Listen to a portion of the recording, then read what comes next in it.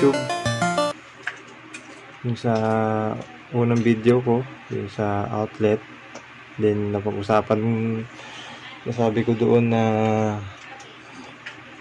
ituturo ko rin yung yung kaalaman ko sa paggamit ng tester. Kasi baka may mga hindi pa nakakaalam kung paano gamitin ang tester or clamp tester. Ito sa akin, clamp tester kasi to. Ito sinadyang binili ko kasi may na siya, may pangsabit. Pwede siya kumuha ng amperahe. So, start na natin guys kung ano yung mga function ng mga niya.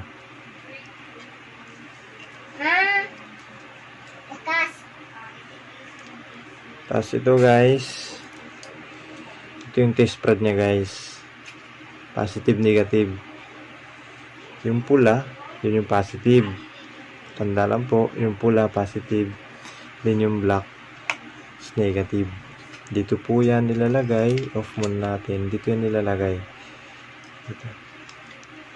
Salpak mo lang po yan dito. Red, positive is red. Sa black, negative sa black din. So, start sa umpisa. Sa unang select niya. So, off. Then, low Z. Yan. DC po yan mga ka YouTube. DC. Yan. DC po yan, DC. Direct current. So, kukuha tayong battery.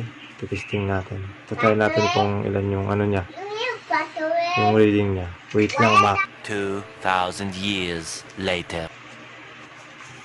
So, ito na. Negative.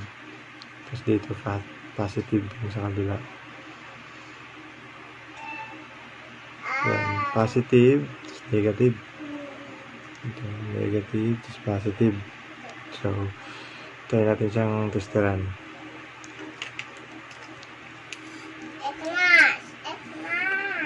Para sa tester, ganyan lang mga YouTube. Dikit mo lang dito. Dikit mo lang sa dito. Wait lang ha. Dikit mo lang dito yung isa. Dikit mo lang yung isa.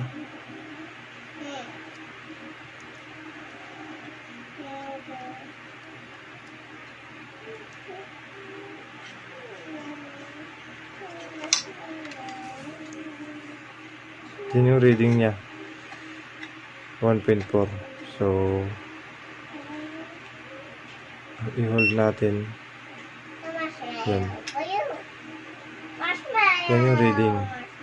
1.4, 1.3 ang reading.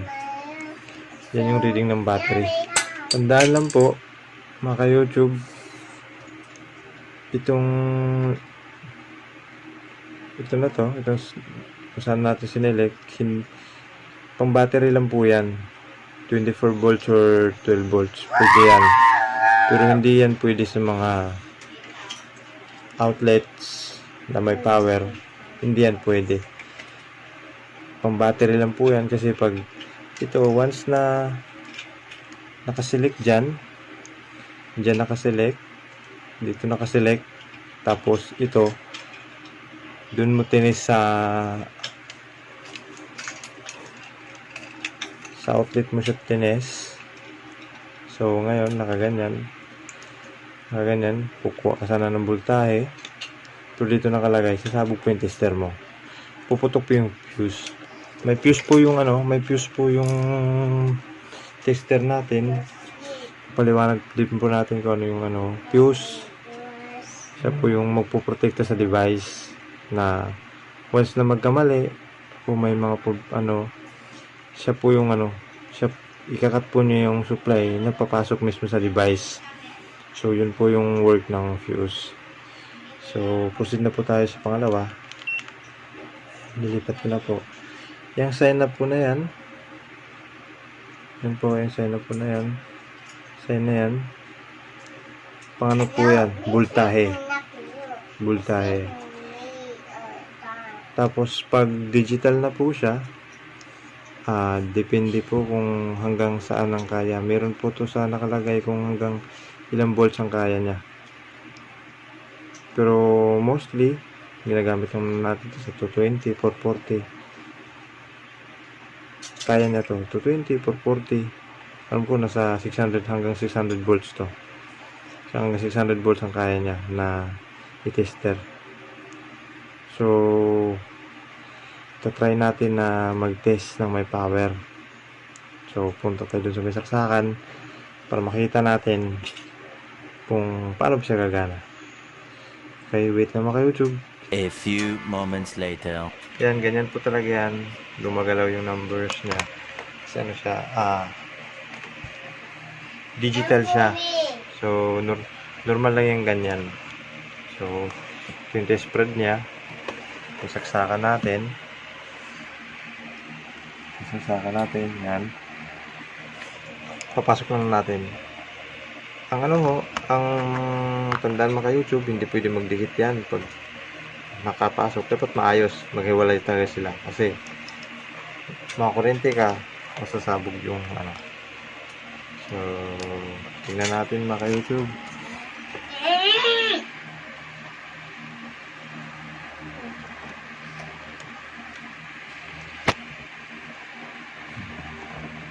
Pasok na yan.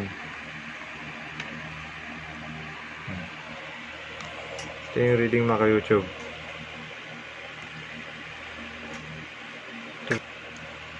Then, pwede nyo siya i-hold para siya hindi na yung gagalaw. So, ibig sabihin, meron siyang power. Meron siyang tamang voltahe. Kasi ang voltahe kasi natin, 220. So, minsan may mga drop tayo. Umabot yan 230. Mga ganyan. So, ganyan mga ka-YouTube, yung pagbuha ng voltahe. Ito yung select mo. Yan, assign na yan. Yan, pang voltahe yan. Yan ay hindi din, pang voltahe lang. Pang may power. Hindi siya pwede pang DC. Ang pang DC, ito lang yung pang DC. So, gets mga ka-YouTube. So, proceed tayo sa pangatlong selector niya. Tanggalin na natin. Patanggalin ko mga ka-YouTube. So, hindi siya nagbago kasi naka-hold. So, pindutin ko yung hold. Yun, nawala na siya. So, punta tayo sa pangalawang selector. Yun. Yan yung ohms, resistance. Pwede rin siya sa diode. So, here mga ka-YouTube, punta tayo sa resistance, ohms, tsaka diode. Resistance, ohms, pares lang po yan. Tapos yung diode, makakuha din po siya ng mababasa din po niya yung ng diode. So,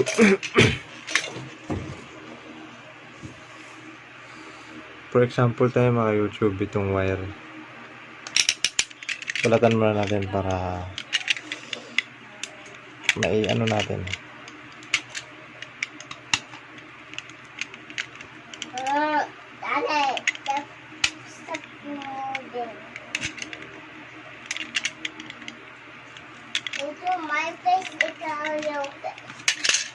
So, ito, ganun mo lang siya. Dikit na sa kabila. Yung mga YouTube, gumalaw yung yun. Yun yung reading niya, mga YouTube, resistance. Yan, mga YouTube. Yan.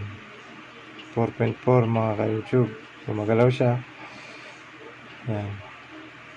Ganun lang yung resistance.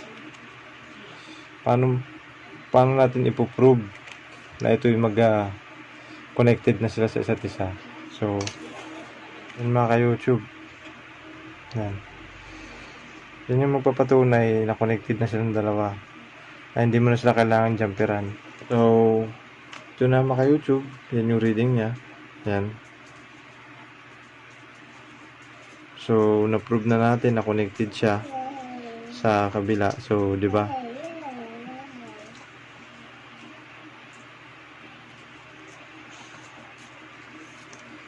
Di ba na-prove na natin na connected na siya sa isa't isa. So, Yung sabi ko nga, hindi na kailangan mag-jumper pag ganito.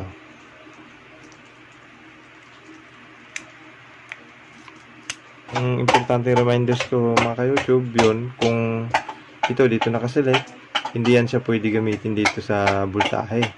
Hindi yan siya pwede isaksak na may power. So,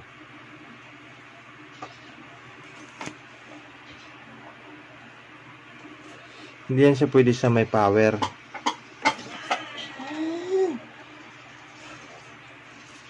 So mga YouTube, hindi yan siya pwede. Dito yan ito yung hindi na ginagamit yung T-Sprad dito. Hindi na to ginagamit. Hindi na to ginagamit mga ka-YouTube. Hindi na to ginagamit. Pag kukuha ka ng amperahe. So ito lang. Gaganon mo lang yan. Wala kasi akong wire na wala akong wire na maghiwalay. Wait lang. Wait lang mga YouTube. Wait. A few moments later. YouTube, dito na yung wire natin. Ito yan. May power yan. Dito yan. Saksakan. Saksakan ko yan. Sa outlet ko yan. So, isa lang. Hindi yan siya pwede hindi pwede dalawa. Yung isang linya lang siya. Kukunin niya para makuha niya yung amperahe.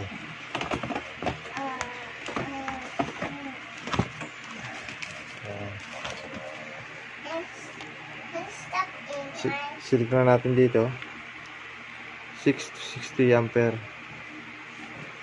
So may load siya. Papasok mo siya dito. So tingnan nyo mga YouTube, nagre-reading siya. So yan yung nakukonsume niya na amperahe, 0.2 0.210. Yan yung nakukonsume niya na amperahe. So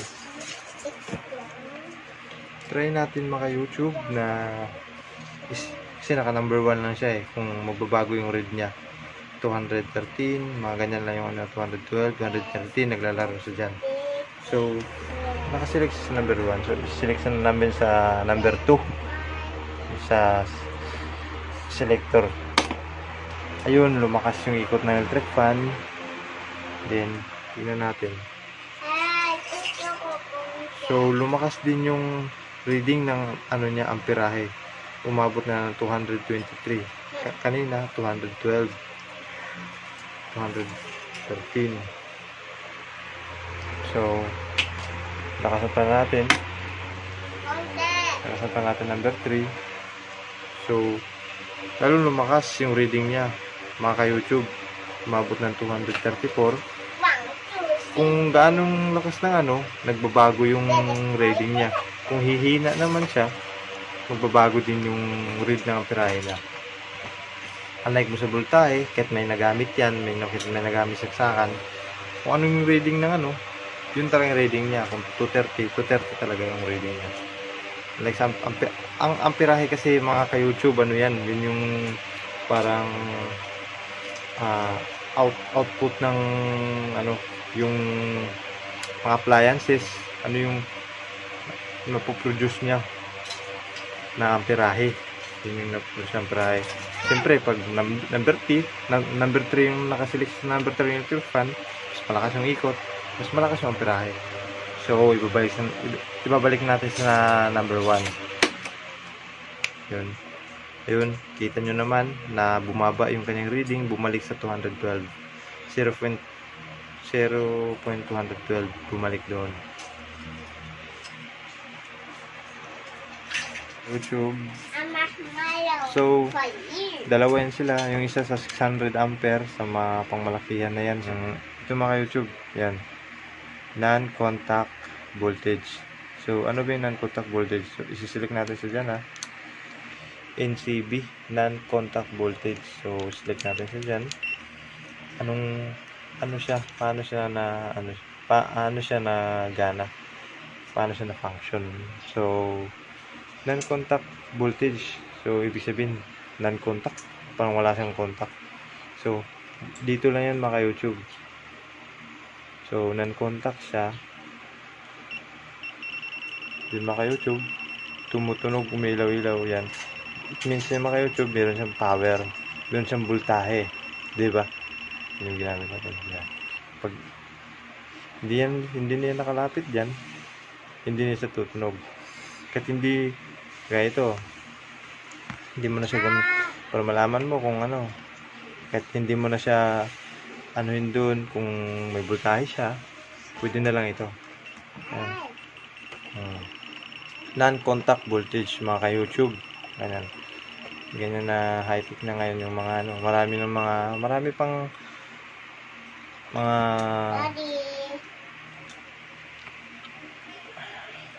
marami pang mga gandang mga YouTube non-contact voltage yan. Ito, electric fan. Ito, electric fan.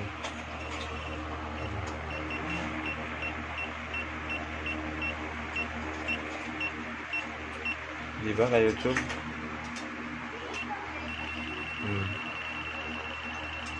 Di ba maganda? So, wala pa kayong mga ganito, pwede kayong bumili sa ano, maraming mura ng mga ganun.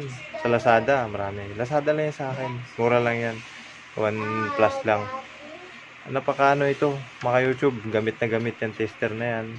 Pang araw-araw, sa kagaya ko electrical, gamit na gamit ko po yan. Lalo pag may trouble ako, yan po talaga yung sandata ko. Isa sa mga sandata ko, bukod yung plies ko, bukod yung mga magamit ko pa, yan po talaga yung pinakasandata ko. Bago ko gumalaw, yan talaga yung unang ginagamit ko. Tester or multi-tester. So, mga ka-YouTube, yan lang muna sa ngayon. Another vlogs ko na naman, tuturo mag-lecture na naman ako about sa mga alam ko na maaari kong i-share sa inyo yung knowledge. So, mga ka-YouTube, kung nagustuhan niyo yung video ko tungkol sa tutorial sa paggamit ng clamp tester o multi-tester, so subscribe lang po kayo and push the notification bell para updated kayo sa mga videos ko. So, yan lang mga ka-YouTube. Bye-bye and thank you.